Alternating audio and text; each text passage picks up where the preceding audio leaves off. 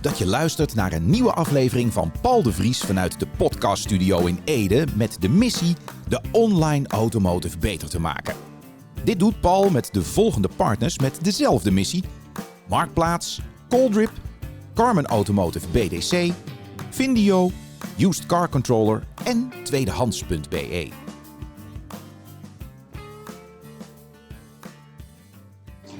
Now, aside from the striking difference in height of people,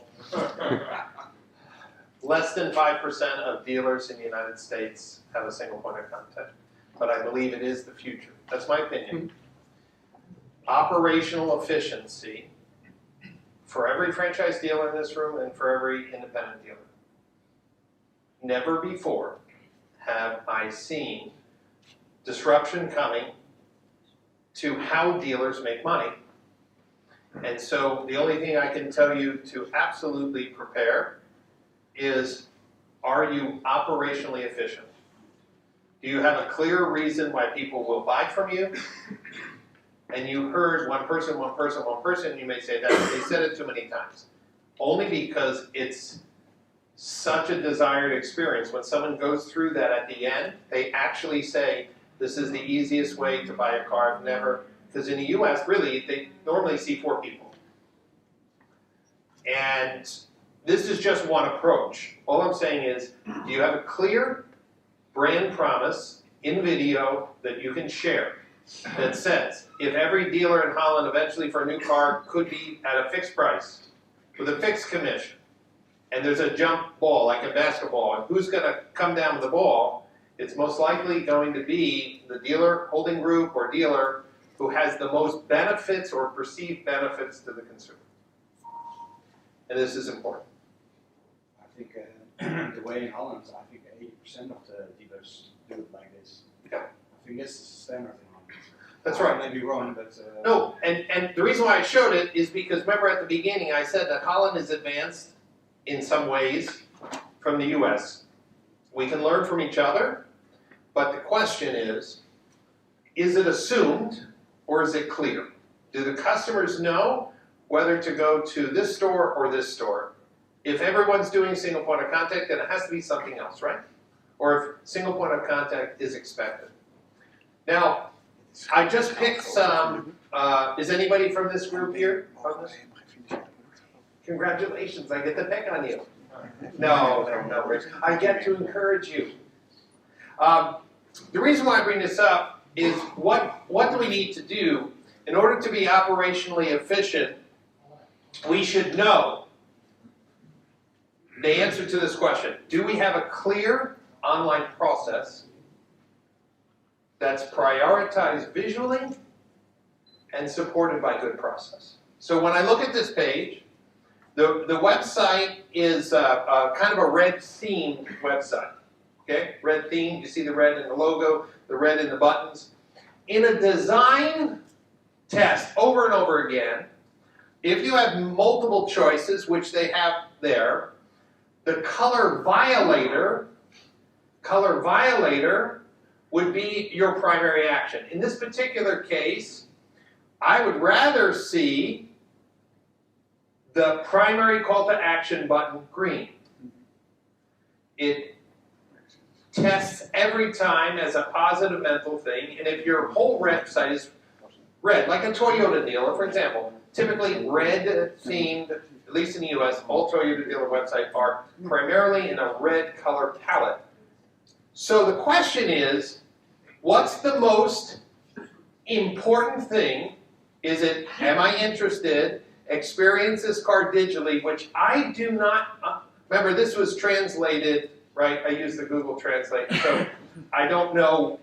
I experience this car digitally. Whatever the translation is, it's vague to me. What's my car worth? That's absolutely an important thing in the US, right? It is one of the biggest questions that a consumer has. So the question is, and I'm not asking for an answer, I'm just saying, when a consumer falls in love with that car, what do you think their next step is? And that next step should be clear, because I want you to be able to say, when someone comes to a car on our website, there is a clear next step or call to action. When I went to this website, anybody here from this group? Okay. This website had some why buy messaging in it, which I liked, right? Again, why should they do business with us? And I love the fact that they had a photocentric approach. Now, again, I'm sharing some data with you. You just have to trust me. The more investment you make on photos, the faster your cars will sell. Every single time. And if you allow your customers in a 360 spin experience, the engagement goes up significantly, especially if your spin technology has notes where you can actually annotate on a used car. Independent dealers here, listen. There's a little scratch or a bump. You can allow those notes to be part of the spin record. And this website was very simple, meaning the call to action were very limited and clear what to do. It's green. And then Van Mossel, a small dealer. I think they only have one store. This one puzzles me. Just because someone's big doesn't mean they're right all the time. My first guess here, wrong. What do I want a consumer to do? Well, I'm not really sure because every button is pretty much yellow. But more importantly, take a test drive is big and first. Now, I don't have the data, so remember, we're scientists. This is not Brian's opinion. I'm interested in buy online, okay? Apply for financing is slightly different, and then the trade, which I like in the EU, that the license plate is very simple, and then go do the check. All right, that's what's the car's worth. Now the question is, based on all these buttons and data, it's really important to find out what consumers choose the most. That should be aligned with your highest converting or engaged action. And I want that to be the color violator, and I want it to be green. You say, well, it's not our brand colors. Get over yourself, okay? Because billions of dollars in research have been tested about color violators. And more importantly, my question is test drive the best first primary call to action? I don't know. How many people who visit your website book a test drive as their first step? I would challenge that. The data says to me, I think I would want them to start exploring the buy online, like what is this car going to cost? Or I'm not sure what interested is, but hold on, I'm going to show you. As big as this group is, which I've not been to a Van Mossel store. Folks, who's here from Van Mossel? There has to be. Oh, I know you. What's your name? Rob. Rob? Great. Rob, let me ask you a question.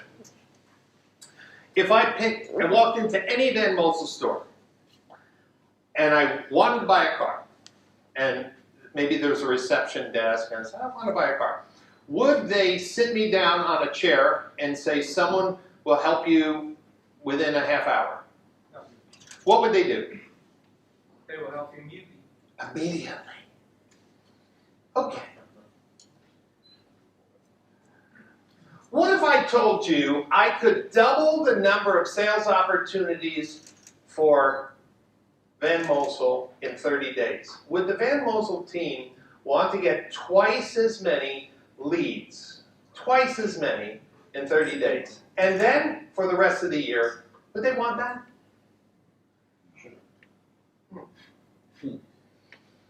So, let's click on some of these buttons because there are people, I was just told by my friend over there that if I walked in the store, someone would help me. Meaning, there are people waiting to sell cars. Okay.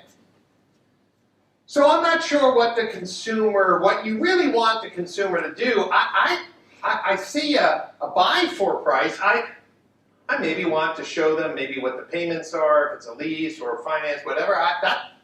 Maybe move that, what's my car worth? I don't understand all the cultural details in Holland with the transaction. I know what I would do in the US, okay? Which would be, let me see what I can buy this car for, meaning the payments, the digital retailing, the trade-in number 2. And for many of the tools, the digital retailing includes the trade because it's part of the calculation. So, real-time retailing. What if we decided to serve, not chase? So, Van Mossel just told me if I walked in, they would not give me a clipboard and say, fill out this form, and sometime I'll get back to you. They wouldn't do that. But here's this car. I'm in love with this car. So I see there's call to actions. Hey, if I want to test drive, no one's here to help you right now. 0. No. Fill out this form. Includes your birth certificate, photos of your grandparents, and your recent holiday photos, please. We want to make sure that we'll recognize you. I'm interested. I'm joking now, right? Van Mossel says, I'm not interested in talking with you. I mean, I have people in the showroom. If you want to come in, I'll talk to you. But right now, even though there's 2 people in the store, right now, who can talk to you? We're not going to talk to you. We're going to have you fill a form. Because when we get back to you, you're going to be onto something else, and then we'll go to voicemail, and then we'll play tag. And buy online, we're not telling you anything about this car. We're not going to tell you what buy online means. We're just going to assume that filling out the form is that the first logical thing the consumer wants. I'm pointing the finger at my new friends at Van Mossel because we're going to double their sales opportunities. Sales opportunities, not leads. Because remember, leads are also ghosts, right? People don't respond to your leads, 100%. Because they've moved on, maybe to a competitor. I'm just pointing out, what if we rethought, if the OEM is going to come in and dictate how much money I can make on a new car, and maybe a used car, I have to be operationally efficient on everyone who identifies with Van Mossel, or with Lauman, or your dealer holding group, or your store. So, this Nissan store has 3 buttons. Notice the green button. They're a student of Brian Pasch's efficient retailing. If you click on the green button, it goes right into a conversation with their digital retailing platform where they can evaluate their trade, fill out a credit application, start the process, ask us a question, goes immediately, it's not a form, it goes right into their chat system, and schedule a test drive, no form. Goes right into their chat system where a bot starts the conversation. I'm here to schedule a test drive. What's your first name, last name, what day you want to come in, time, does the whole thing. If they get stuck at any time, in real time, the sales floor is seeing, watch, the sales floor is seeing this happen. There's somebody on our website filling a test drive. The BDC or your sales can watch that happen. Oh, they're getting stuck. They're asking a question the bot doesn't understand. Or, listen, the salesperson can jump right in and take over the automation. So the question is, to Team Van Mossel, how many people are clicking those buttons during the day? Here's what you're going to find out. Not many. But less than 40% of the people are filling out the form. Less than 40%. That's the point. Everybody in this room, find out how many people click on your 2 or 3 or 4 buttons a month. And you're going to be surprised. Because when you divide it by the number of business days, you're going to say, I could talk to those people during the day. I don't have to chase the consumers of a question during the day. This is another dealer, a client of mine. New client. Notice the green button. All the other buttons, I believe, should be the same color. So that the primary call. This, again, is this is Gubagoo. The previous one is a company called CarNow. That's the digital retailing. The 10-second trade value is truly 10-second trade. They type in, pops up with a little form, and they can type in 2014 Ford Explorer XLT, and we'll say how many miles and condition and instant market price. It's truly 10 seconds in real time. They don't have to wait for someone to get back to them. Conversation, get e-price. Now, I am not a fan of get e-price. I'm just saying what they're doing. Pre-credit score, not a fan of that either because the green button does it, but this store manager loves leads. The question is, do we want leads or do we want to have sales conversations? The more tools you put on your website that pop up forms, I'm just saying, count the number of leads. That's the number of people you've disappointed times 3. Because some of you have forms that less than 20% are filling out. But you never looked at it because you said, well, hold on, Brian. Let's try to pull this all together.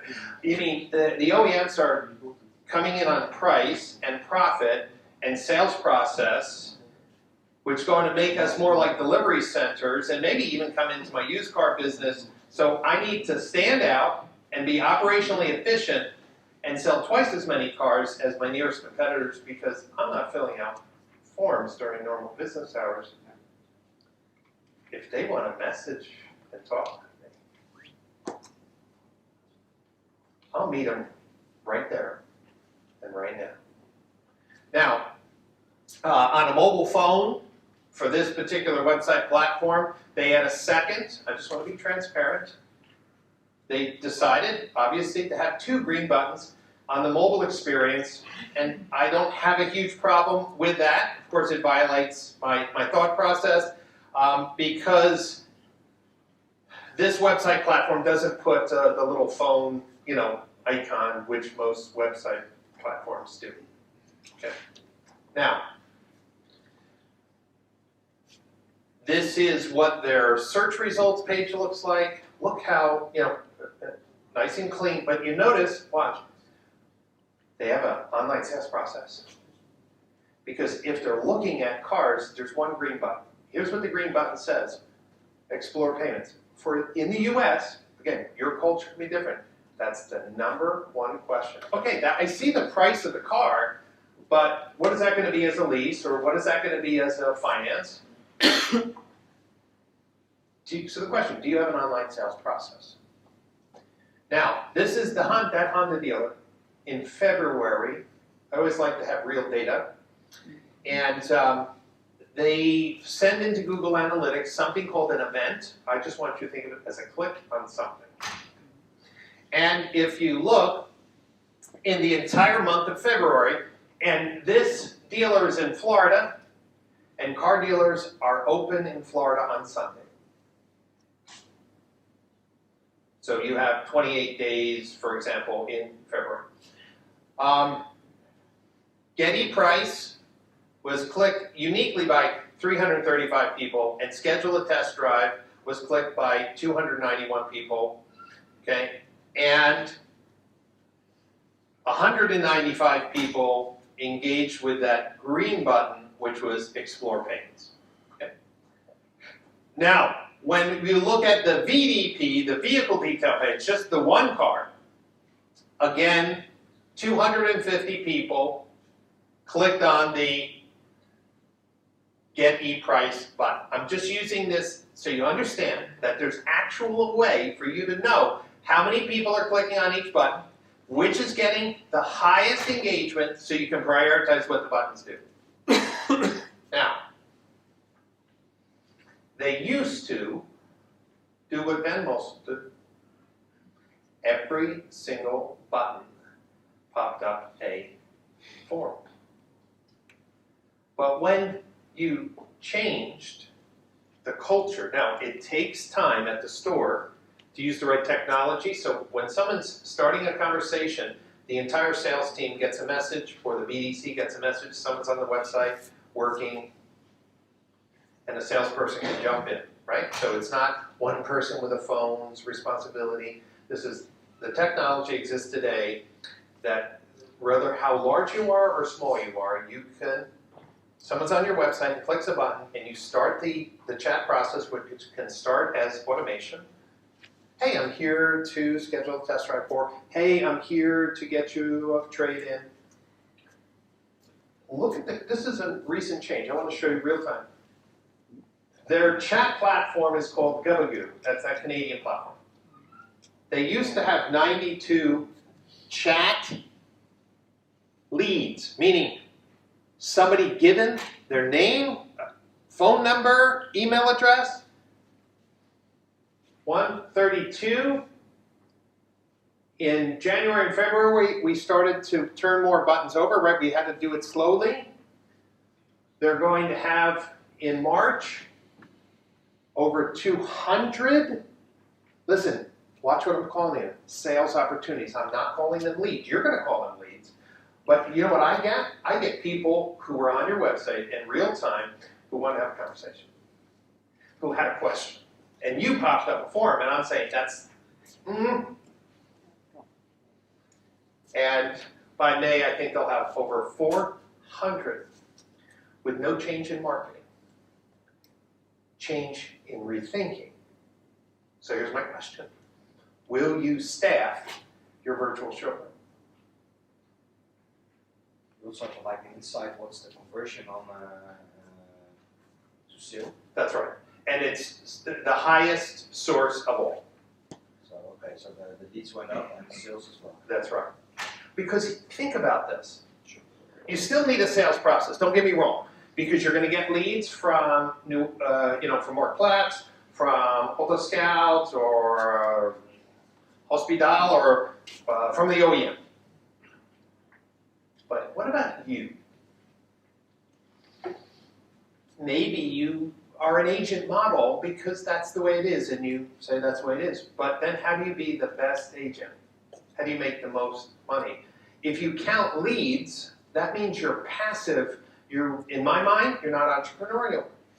Hey, I'm just going to deal with whatever comes in. But in this model, this dealer's sales opportunities, real discussions with consumers have doubled with only one change.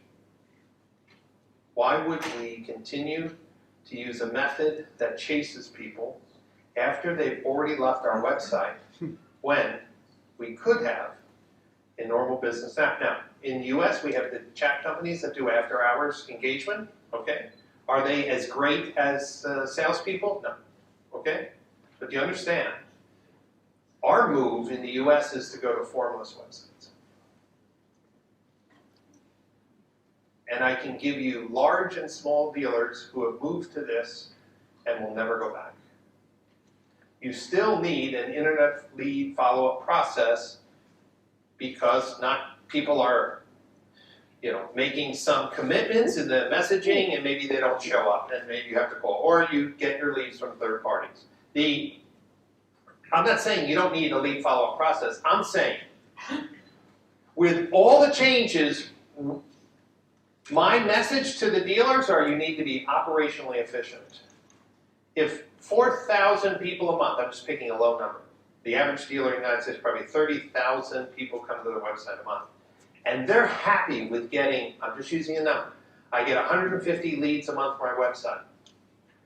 And I'm saying those 150 leads are the people who push through your crappy process. But there was another 300 plus people that did come to your website with a question and decided that they didn't want to do business that way and you didn't give them. The dealer could say, well, Brian, they probably called. Probably. That's not a business model. Probably. When you have a multi-million-dollar floor plan or dealer holding group. So, in addition to that benefit of leads, you also reduce labor. Because you're no longer chasing people after they've moved on. One other interesting thought process is what technology here in Holland maybe is something similar. Now, the examples, I asked Paul, who is doing something like this in Holland? I don't know too much about this company, but make an appointment with a planning assistant.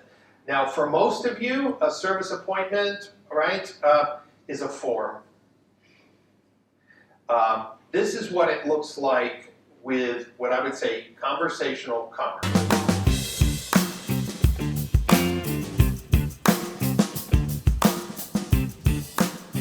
Steeds meer collega's gebruiken Used Car Controller. Taxeren, calculeren, publiceren of auto's verhandelen met je persoonlijke handelsplatform? Met 1 abonnement geeft Used Car Controller je controle over alle kritische gebruikte autoprocessen. Zo maakt Used Car Controller je tot sterkste in je vak. Findio is de merkonafhankelijke Automotive partner. Findio is er voor uw klanten en u. Zo kunt u zorgeloos ondernemen en uw rendement verbeteren. Uw online leads opvolgen binnen 30 seconden? Dat kan met Calldrip. Vraag direct een demo aan.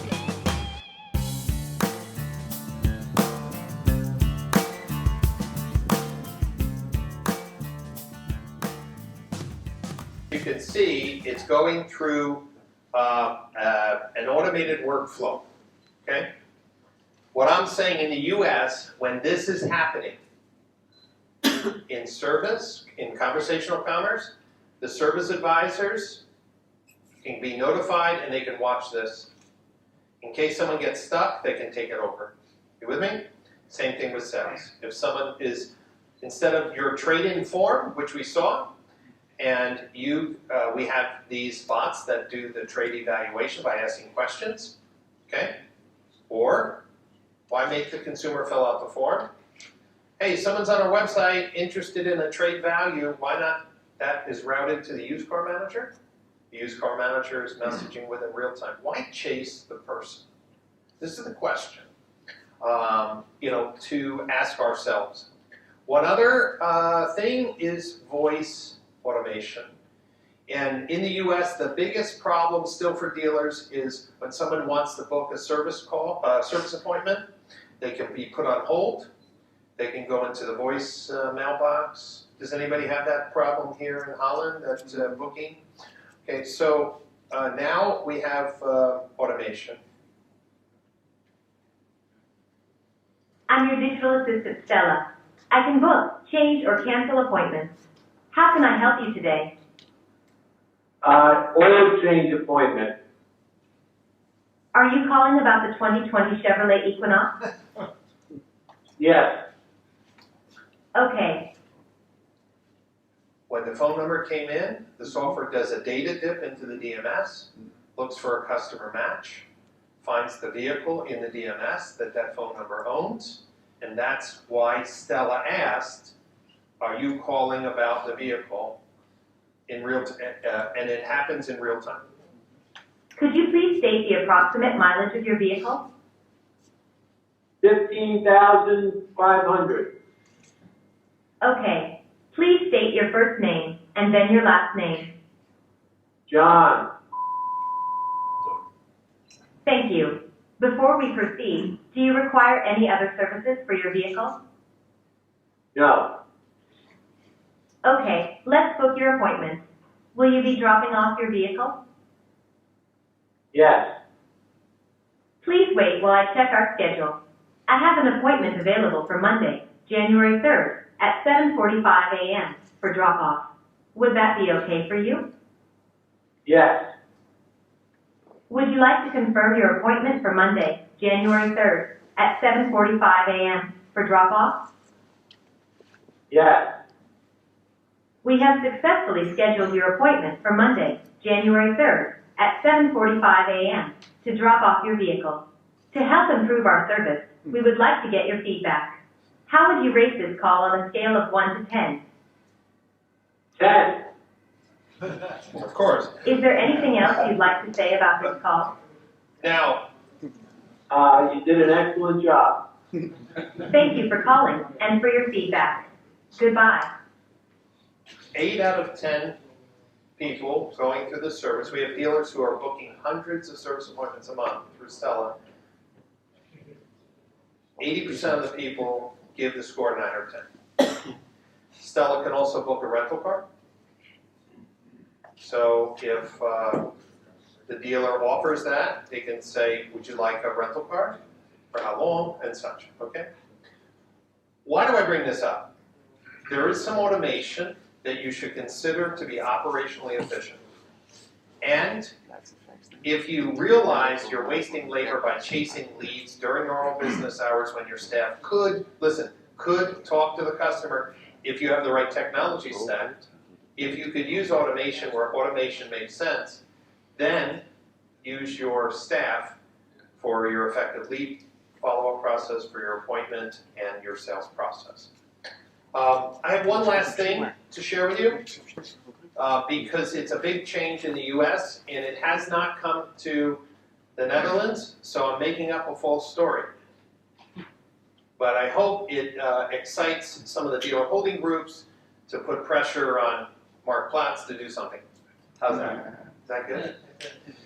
It's nice coming from out of town because I can just force people to do things, you know, and I don't take any credit. I hope people change and get better.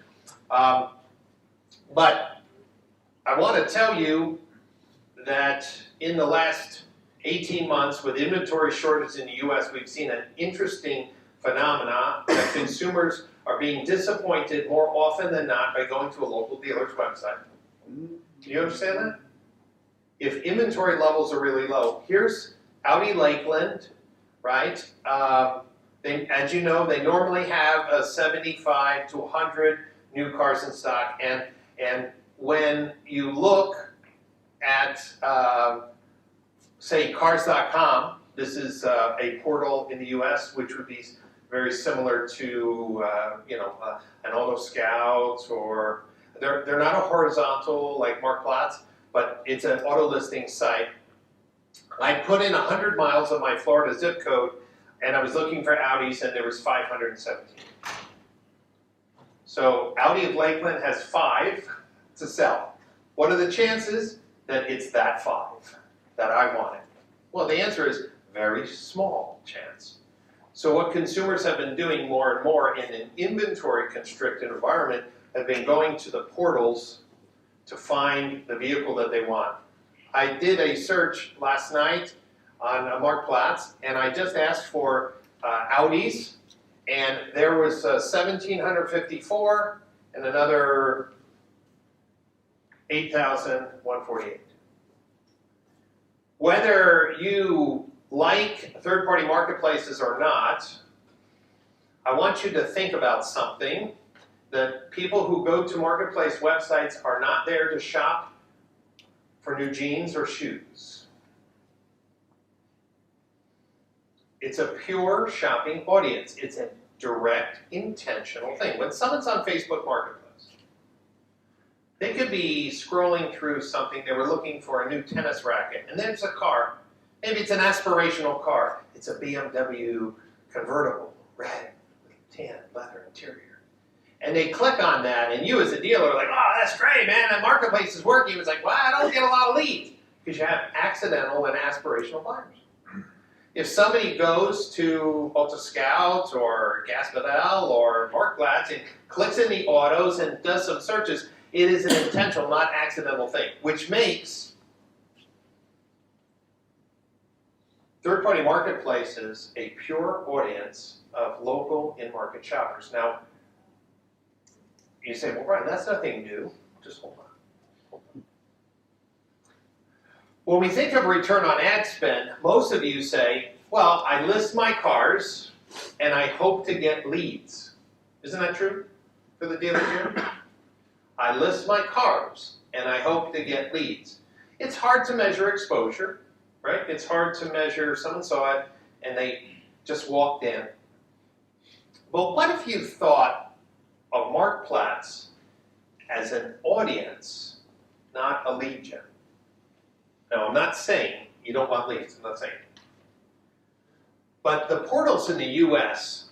have pivoted and added something to their business model based on their audience. Because here's what they're finding out. Google has an in-market shopper audience. If you ask Google, what is that made up of? Google will not tell you. We just know people who are shopping for a car.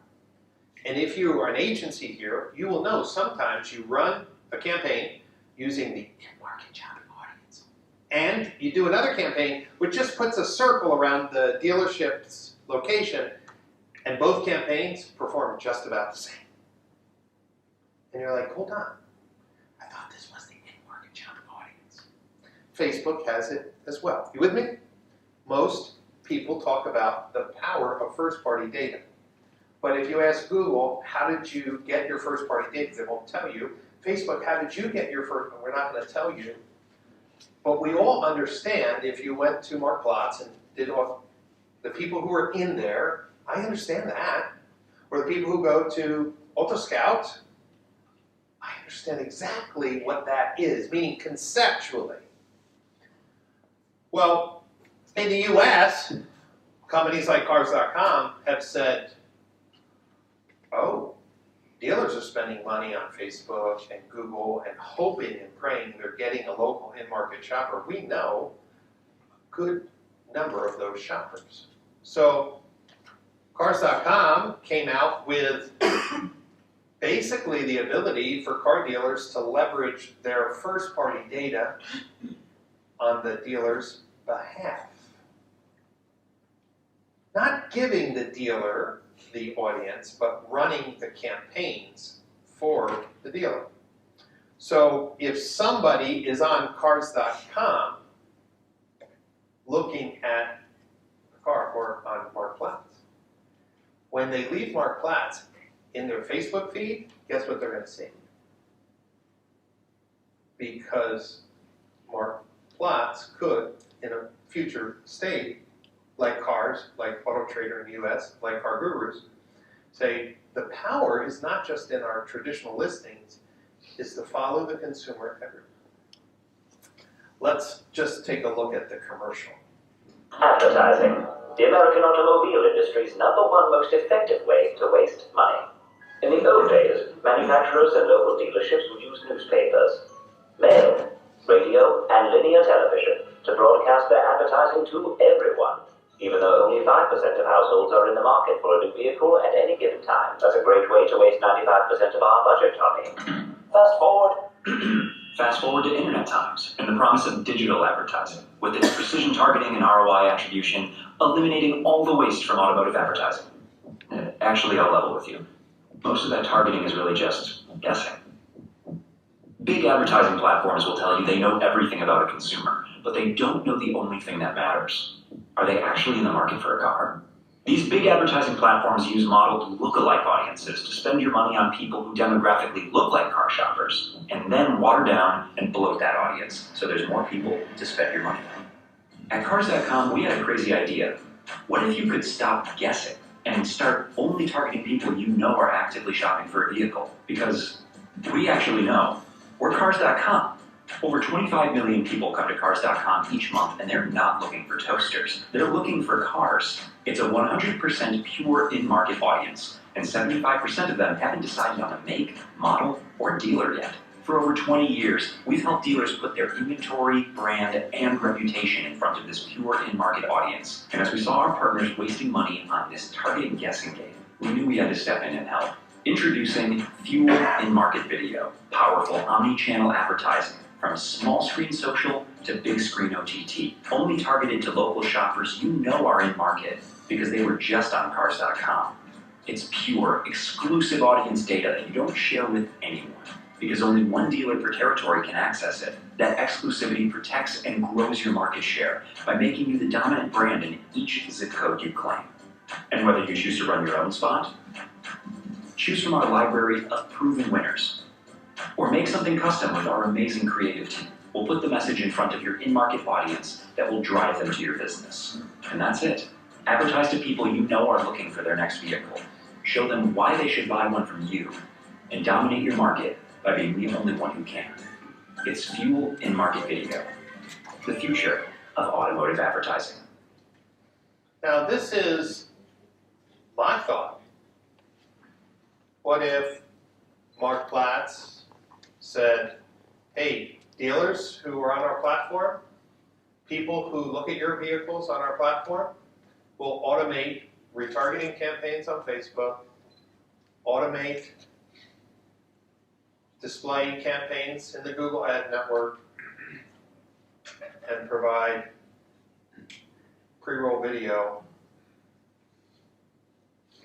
Why do I bring this up? I don't control Marktplaats, but I come here to challenge the thing, to rethink today. What are we going to do to collaborate better with OEMs and our dealer group holdings and protect our business models? What are we going to do to rethink how we serve customers online on our website? Do we chase them because we only thought of using forms, or do we rethink and serve them during the day, serve, not chase? And then we know that more than ever, our dealer holding websites, our individual dealer websites, because of inventory shortages, have driven more and more people to marketplaces to find the exact car they're looking for. It's what we do on Amazon. It's what we do on so many other portals. But in the US, every portal has now realized that the true value is not just people who go to Marktplaats or to Gast, is to go and be a partner with a dealer and follow them on these platforms. And this is a new way of thinking about audiences. Once that audience was only, for example, the sole ownership of the marketplace. But now, partnering with the dealers, they could follow those consumers everywhere. What do you guys think of that idea? Interesting idea? Dealers in this room, would you see the value of that? And then the cool thing is that when they click on that ad, they can go right to, for example, the Mansell VDC, or to Marktplaats, whatever you think is the best experience for them. But that's the cool thing. I just wanted to say something in regard to Marktplaats, because I met with the Marktplaats team yesterday, and I asked some questions, and I want to be very clear that I'm scratching my head a little bit about the different models, a horizontal platform versus a vertical platform. So we know, I just looked for something of clip art already online, and I wasn't a graphic artist, but the idea that people, over 80% maybe of the population here in the Netherlands has the Marktplaats mobile app, and they find products and they message. What I was talking with Paul about is that most dealers get this message as an email and then email the customer. And I'm like, you're kidding me, right? And then I asked some questions, and so the team at Marktplaats said, well, independents are much more successful with our platform because they message the customer back. And I'm like, you're telling me that you have this amazing horizontal platform, everybody in the world messages, and car dealers don't want to message. It's like, well, right now our app only works like on a singular basis, right? So what does Van Mosel do? You know, like have one person with no hair that works 24/7 messaging with people.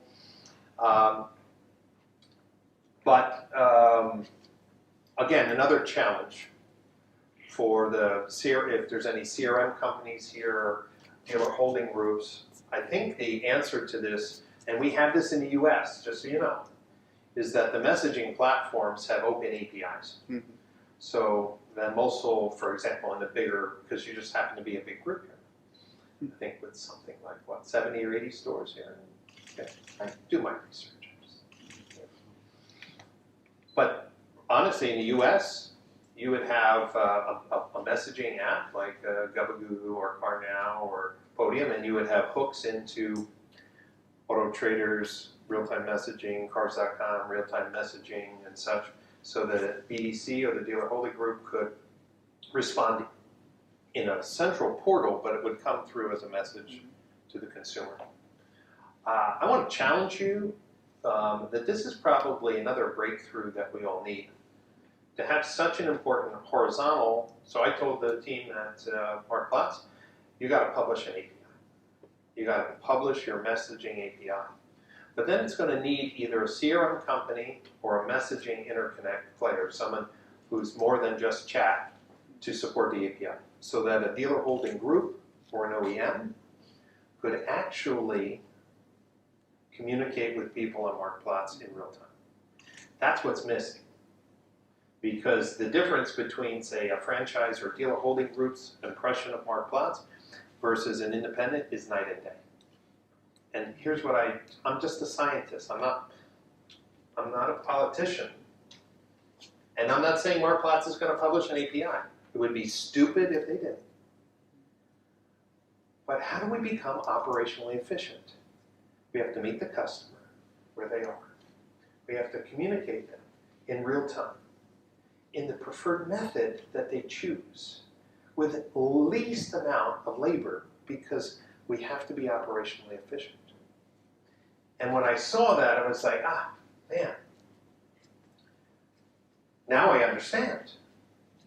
But it may take the power of an Mosul group to say, I want that API, because we have the tech team. We could do unified messaging on our own tech and talk to Marktplaats customers in the way that they prefer. Because just be clear, if somebody messages a customer on Marktplaats, 80% plus is going to see that message. If you email them, it gets buried with other crap. And even though Paul showed me some automation that was pretty cool by actually using the hash of the email and sending some automated responses, and 30-something percent, 37% or something was actually, engaging and making appointments, I'm like, that's not good enough. Because if someone's messaging you, you should be having 80% engaged conversations. Again, it's the future. The market here for EVs is much more advanced than the US. But I will tell you that I'm still not seeing enough content on the websites for EV questions. You should know that voice search is becoming more and more important. I was at Paul's house and he had a little Google device and he talked to this magical box and he was able to see the cameras in another home. But do you know your SEO and your content needs to be formatted so Google sees it as a response to a voice query? Did you know that? So when consumers who are familiar with ICE vehicles and maintenance start asking questions, like what's my maintenance procedure or schedule for my EV, or where's the local charging stations? If you have content on your website that's designed, guess whose website starts coming out? In the US, we're just starting, and the dealers who are putting real EV content with questions and answers on their websites are showing up in voice search for regular ICE vehicles and let alone EV. I just want to say that if I want to be operationally efficient and still entrepreneurial, I want to be showing up in Google search as much as possible. You should also know that your Google My Business listing is directly tied to your SEO on your website.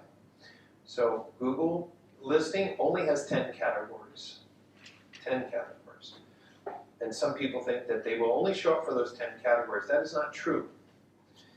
If your website has a lot of EV content, when someone's searching for EV something, your Google My Business listing can show up over others because your website has the answer to the question that the consumer has. So just want to let you know, you guys may be more advanced. I didn't do an audit, but when I think of the top 20 questions that consumers have about EVs moving from ICE vehicles to EV, the question is, do you have those 20 top questions answered individually and properly formatted on your website to show up in search? So we covered a lot today. Paul, are we somewhat on schedule? Sure. Great. Did you enjoy your afternoon? That's the question. Yes. All right, so I need some feedback. Of all the things we talked about today, what was one thing that hit you the most that you might be able to apply when you get back to your dealership or dealer group? Green button. The green button, right? One primary call to action to make it stand out. Now, if for some reason your website is green, like if your theme as your group is green, do not make the button green. Okay, it has to be a color violet. Go. More contact by messaging. Yes. WhatsApp and those things. Yeah. You get a 3 to 4 times engagement rate for messaging versus email.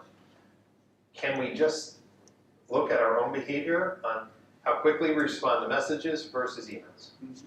So why are we continually pushing a form-based culture on our website when we know we hate that method ourselves? We just have to rethink. What else? Something that you heard today that you might apply when you get back? Your vision on the fact that in the future there will be one single point of contact that will be successful. Yeah, for sure. Has to be operational efficient. We should be asking ourselves, are forms operationally efficient during normal business hours? The answer is absolutely not. We chase people, they've moved on, they're cooking dinner, they're in a theater, they're with their kids at a soccer match. Go. 1 year ago, there was also a presentation from you, I think, or someone else, Brian Pasch, and people who were in the dealership could buy a car in 5 minutes. Yes. Now it's different a year later, and people go through a journey. So it's not only those 5 minutes. Yeah, I mean, there are some people who, like me, when I buy a car, I don't want the dealer to go over the car. I'm like, just give me the car, I'll figure it out when I get home. But there are other people who want to spend 2 hours going over every feature. That's not me. Get me in and out as quickly as possible, because maybe I think I'm smart enough to figure out everything, okay? So we just need to be able to provide a process that matches the customer's view of what the car buying experience is. One more person. Something that you heard today that you might be able to apply when you get back. Build the Go ahead. API. Go ahead. Sorry, build the API for the messages. Have to. Go ahead. I think about selling the sales process was very interesting. Yeah. I think we always sell products here and also a platform that facilitates it quite well. But Yeah, like if you have a button that says buy online and it pops up a form, you already jumped ahead because you didn't explain why you have to fill out the form, right? You with me? So if you're going to do something like that, buy online, why not have it say a little video, and it doesn't have to be a long video, say, look, here's our process. At Pasch Motors, we have a very convenient process. If you'd like to buy a car online, I'm going to ask you to do this. You're going to fill out a form, and you're going to give us your trade information. That's going to allow us to contact you within 24 hours or whatever to review all the paperwork. We'll go over, you know what I mean? Like sell the process. Don't assume that a form tells them where they're going. They don't know what's after that form, right? So do you have a clear why buy, and do you have a clear sales process? Is it clear?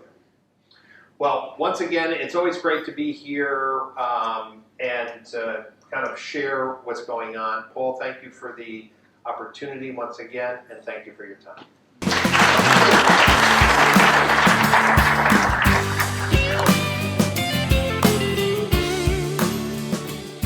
Dank u wel voor het luisteren naar de DCDW podcast van Paul de Vries met de missie om de online automotive beter te maken. Vond u deze podcast interessant? Abonneer dan meteen via Spotify, Soundcloud of iTunes en deel deze podcast via LinkedIn met uw netwerk.